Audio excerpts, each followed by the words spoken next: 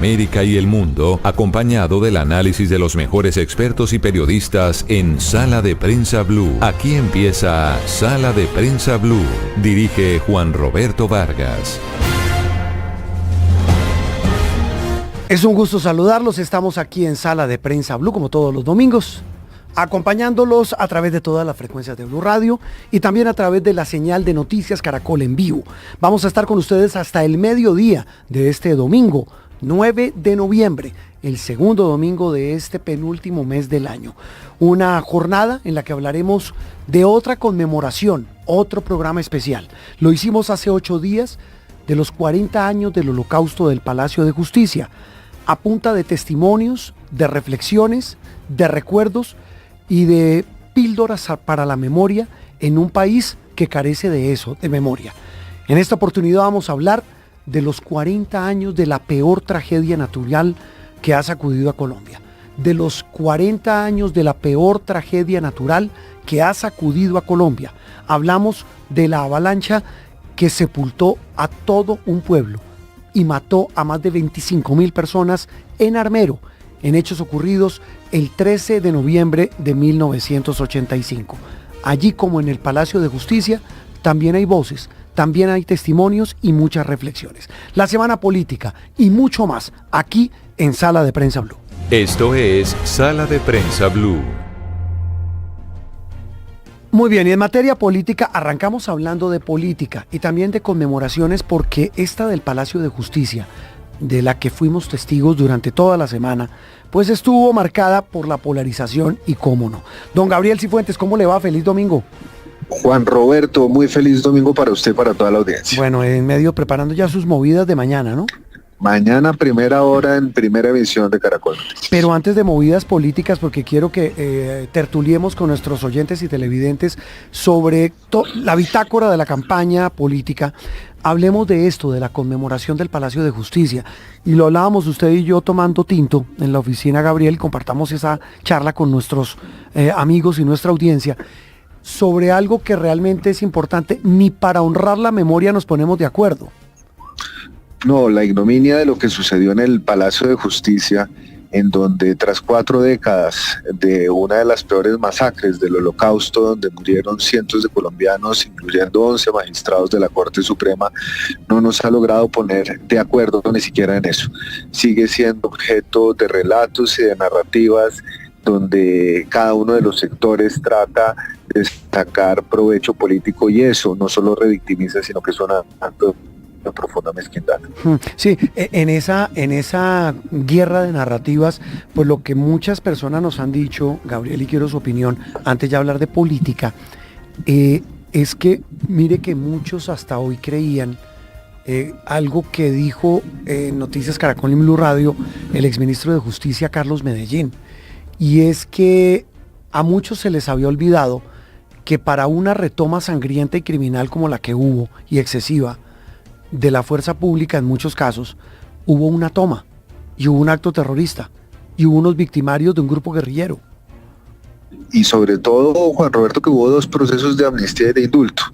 Y en esos 2 procesos de amnistía y indulto se le olvida fácilmente al país que estaba vinculada a una cúpula que, en palabras del exministro Carlos Medellín, no respondió ni con verdad, ni con justicia, ni con no repetición, que es un poco el sinsabor que queda.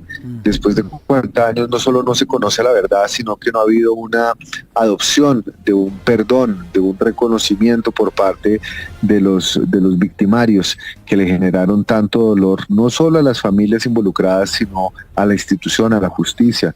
Es una mancha indeleble en nuestra historia, Juan Roberto. Sí, exactamente, y seguramente una mancha de la que estaremos hablando el año entrante cuando hablemos del aniversario número 41. Ahora sí, Gabriel, hablemos de política. Esta semana, como siempre hablamos de izquierda, centro y derecha. Quiero que arranquemos por la derecha. Más dudas que certezas. Lo que está pasando en el Centro Democrático, donde pues muchos dicen pues no hay mucho puntaje en las encuestas, pero lo que decida el Centro Democrático, el partido del expresidente Uribe, pues en buena medida va a mover la política. Pero lo que se ha conocido es que el zafarrancho en el que están es monumental. Sí, digamos que hay varios procesos y esto es importante que la audiencia lo entienda. Sí. Va a haber una consulta probablemente de la derecha, centroderecha en marzo, pero antes el Partido Centro Democrático ha elegido un mecanismo para elegir dentro de los 5 precandidatos quién va a representar este partido y se ha escogido una encuesta. Sí, pero alrededor de esta encuesta hay muchas polémicas porque entre julio y agosto, no recuerdo muy bien la fecha, se definió que en caso de empate o en caso de poca certeza, el expresidente Uribe como líder natural del partido y Gabriel Vallejo como director de la colectividad podrían escoger a los 2 candidatos. Y eso ha generado muchas tensiones internas. Pero lo cierto, Juan Roberto, es que incluso frente a los pocos datos que hemos tenido por la ley Mordaza de las encuestas, parece que ninguno de los 5 candidatos del Centro Democrático está despuntando, lo cual hace pensar que la tensión del presidente Uribe, más allá de la consulta interna de la encuesta del Centro Democrático, está puesta en otras candidaturas. Sí, pero antes de eso, es que por ahí creo que me parece que es el análisis, si usted la tiene clara, Gabriel. Es que suena hasta chistoso. Dicen, el partido de Uribe, del expresidente Uribe, dice, vamos a escoger un candidato a través de una encuesta, pero igual al final del camino es el expresidente con el director del partido, el señor Vallejo, los que decimos quién es el candidato. Yo no entiendo eso. No, y eso verdaderamente, Juan Roberto, hay que ser honestos, no es la primera vez. Recordemos nosotros el malestar que había generado incluso con una candidata o precandidata que es tan cercana al expresidente como María Fernanda Cabal. Es decir, en las elecciones de los candidatos del Centro Democrático, por lo menos en las últimas 2 elecciones, siempre ha habido cuestionamientos en donde, a pesar de escoger mecanismos democráticos internos o encuestas, se ha pensado siempre, y la realidad dicta eso, que el que tiene la última palabra es el expresidente Uribe. Y eso sí es un contrasentido porque no tiene ninguna razón de ser que se haga la mímica, por así decirlo, de tener un mecanismo de selección cuando al final lo que vale es el plumazo del expresidente Uribe. Sin embargo, Juan Roberto, también en aras de ser justos, esto había sido un acuerdo entre julio y agosto y no está dicho que el expresidente Uribe tenga esa última palabra si el resultado final de esa encuesta interna da claramente como ganador a alguno de los 5 sin ningún margen de duda. Las encuestas tienen márgenes de errores, tienen márgenes de interpretación y también de interpretación en el marco de una coyuntura política. Tendría que darse un escenario en donde verdaderamente estén empatados dentro del margen de error para que ese acuerdo le diera al expresidente Uribe esa capacidad a dedazo de escoger alguno de sus candidatos. Sí, lo que pasa es que en esa acta de esa reunión interna de precandidatos que reveló en Chiva, en primicia, Ricardo Espina, el director de los servicios informativos de Blue Radio, pues no habla tampoco de que esa capacidad que tenga el expresidente de a dedo, a dedazo, decir cuál es el candidato dependa de si no hay o no unanimidad en la encuesta. Pero bueno, eso es un detalle técnico como raro y que la gente al final del camino no entiende. Pero lo que está quedando claro, señor. Quedaría mal si, por ejemplo, alguno de los candidatos ganara por 20 puntos, suponiendo que no es el caso de lo que se entiende, y que después no quedara elegido. O sea, se vería muy mal si no se respetara la quiere que le diga, encuesta. yo veo que bueno, no sé, eso va a terminar, que quiero su opinión sobre el uribismo, hacia dónde va, Gabriel, que es la noticia política de la semana, lo enredado en que está, y es hacia dónde va Uribe, porque acuérdense que él se reunió con César Gaviria, están buscando como una coalición. Parece que Uribe no les tiene fe a ninguno de sus alfiles que están aspirando a ser candidatos, ni siquiera Miguel Uribe Londoño, Miguel Uribe papá. ¿Hacia dónde está apuntando el expresidente Uribe? ¿Qué le dicen a usted? Vea, yo lo que entiendo es que el expresidente Uribe sabe que no puede perder estas elecciones. Uh-huh.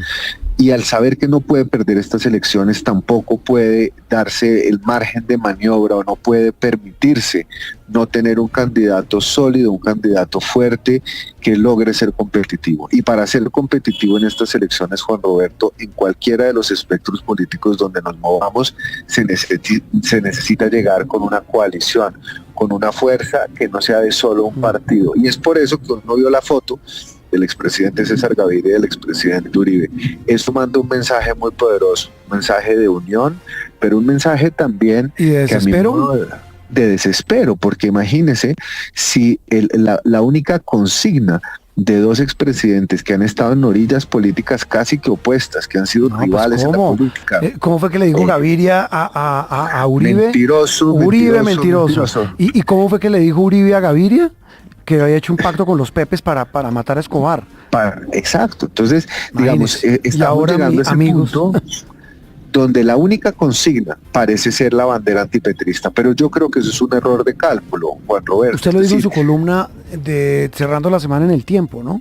Exacto. Yo creo que eso es un error de cálculo porque si la única consigna del bloque de la oposición va a ser vencer a Petro, le están dejando todas las banderas sociales y programáticas a una izquierda y a sectores moderados. Gabriel, y va a ser muy difícil que se pongan de acuerdo. Y apuntando todo eso, con base en esa incertidumbre, en el uribismo, ¿cómo vio lo del Movistar, que fue el fin de semana pasado, de señor de la Espriella, Abelardo de la Espriella?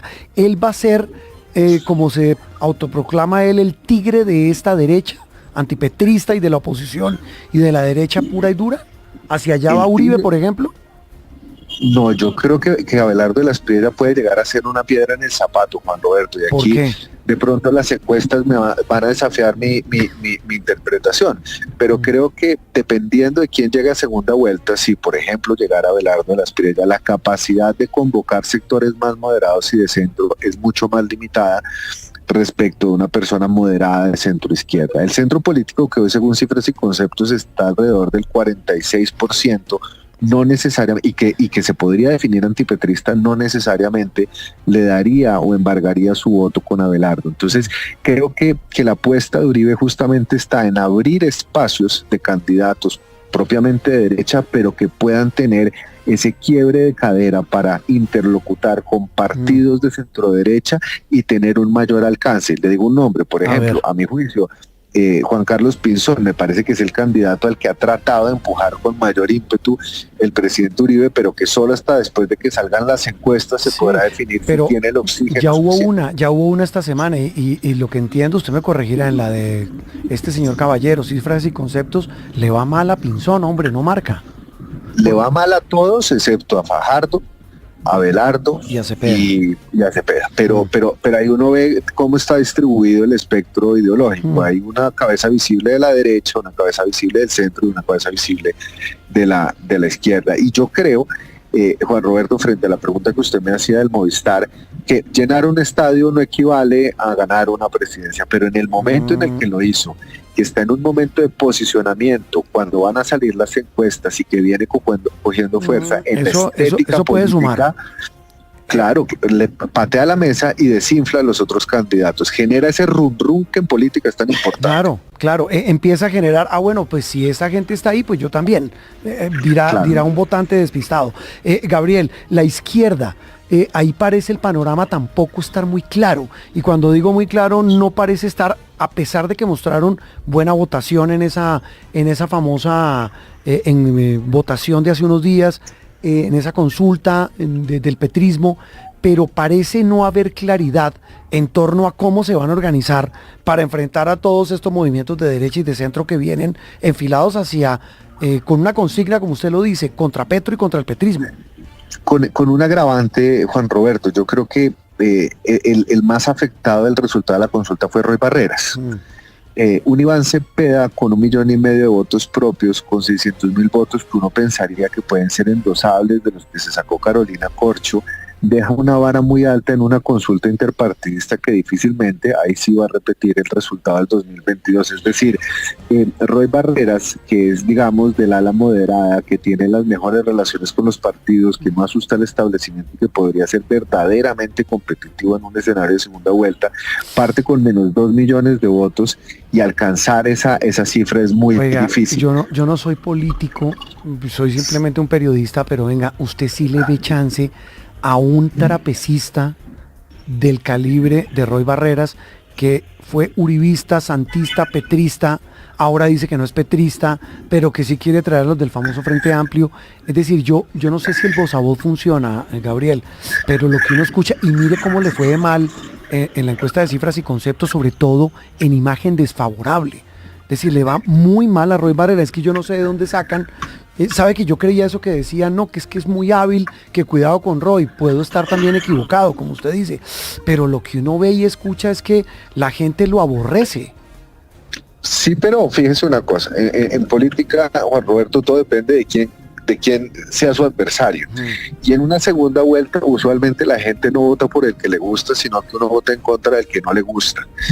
Y ahí es donde uno comienza a hacer cálculos. Por eso yo creo que después de la consulta, el que quedó más achantado, por decirlo en términos coloquiales, fue Roy, porque se le dificulta ese camino para ser fuerte en una primera vuelta. Y ya la izquierda se encuentra muy enredada, porque con un candidato como Iván Cepeda, si llegase a ganar el Frente Amplio y con el 40% de aprobación que tiene Petro, tendría chance de llegar a una segunda vuelta. También tiene un margen de desfavorabilidad demasiado alto.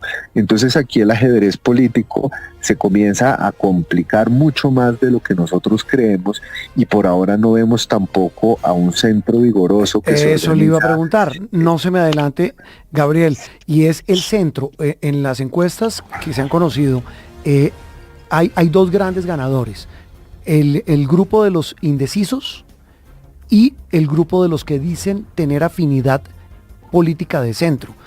¿Eso en qué se traduce en nombres? Fajardo, pero Fajardo no marca más que de la Espriella y que Iván Cepeda, sin conocer el dato, porque la encuesta de cifras y conceptos más que decía entre Cepeda, de la Espriella y Fajardo, pues ninguno supera el 13% entre los punteros. O sea, ¿quién puede representar ese centro? ¿Qué mensaje representa ese centro? Aquí hay una oportunidad inmensa. La mitad del país no se siente identificada ni convencida por ninguno de los dos extremos. Sin embargo, el hecho de que la mitad del país no lo esté no quiere decir que ese 50% sea endosable al que se autodefina de centro. Y esa es la gran tragedia.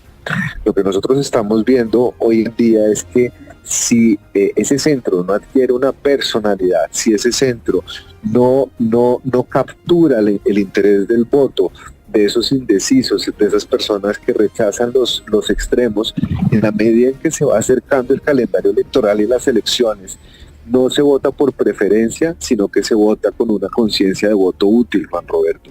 Y ahí es donde generalmente, por miedo, las personas votan en contra de lo que no quieren ver en el poder. Así que el centro tiene una inmensa oportunidad, tiene todavía 8 meses para recomponerse, pero no se está viendo todavía que el camino esté pavimentado para llegar a los acuerdos necesarios, para ponerse de acuerdo frente a unas listas robustas que acompañen a un eventual presidente de centro en su gobierno, y sobre todo que se están dejando tomar carrera en la narrativa política, en el debate público por los extremos.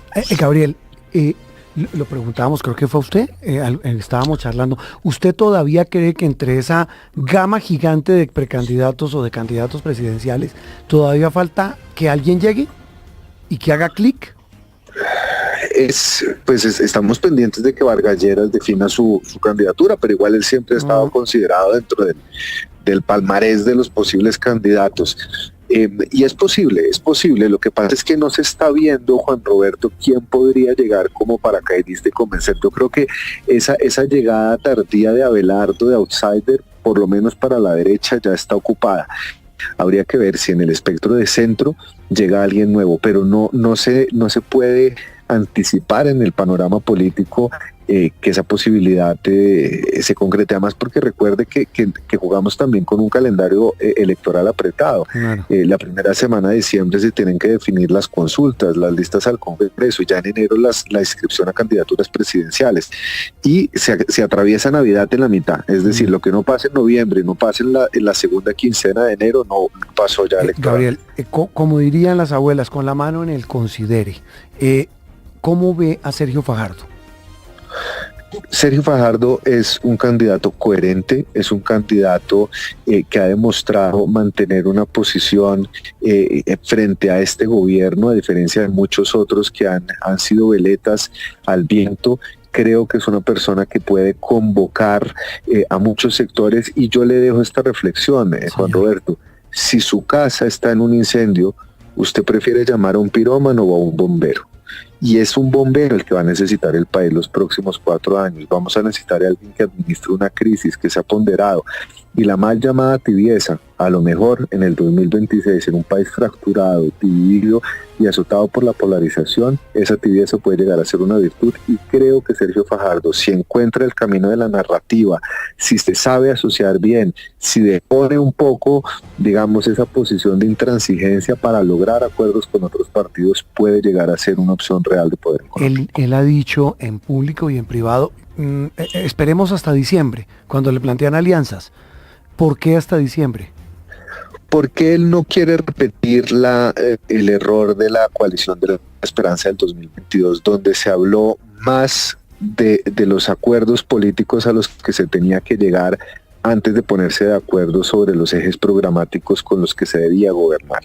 Y yo creo que Sergio Fajardo entendió los errores que se cometieron durante el proceso de la coalición de la esperanza del 2022, y de cierta manera, de manera genuina, de manera, digamos, coherente, ha dicho: yo hasta que se cierre el calendario electoral, lo que quiero hacer es convencer a los electores de cuál es mi mensaje, de cuál es mi camino, y ya en el momento en el que se tenga que decidir, vamos a ver quién está en el barco y quién no, con quién se pueden hacer acuerdos y con quién no. Creo que es más una consecuencia de la experiencia, más que un tema de egos, como muchos los que lo quieren pintar en este momento. Gabriel, ¿a usted le pasa que en el ascensor, en el mercado o en el consultorio le dicen: oiga, usted que lo veo en el noticiero, en Noticias Caracol, analizando, hablando de política, viéndolo en Blue, le dicen, ¿por quién voto? ¿Usted qué les dice?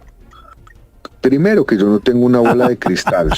Segundo, que en política 7 días es largo plazo. Y tercero, que como analista político mal haría yo en tomar partido. Mi rol es analizar contextos y ver los toros desde la barrera. ¿Qué canciller, carajo? El canciller de la política. Don Gabriel, un feliz domingo. Seguimos, nos vemos mañana en La Movida. Mañana, primera hora, en primera emisión, estaremos con las movidas políticas de la semana. Juan Roberto, un saludo para usted y para toda su audiencia. Feliz domingo. Opinión, análisis y mucho más aquí en Sala de Prensa Blue.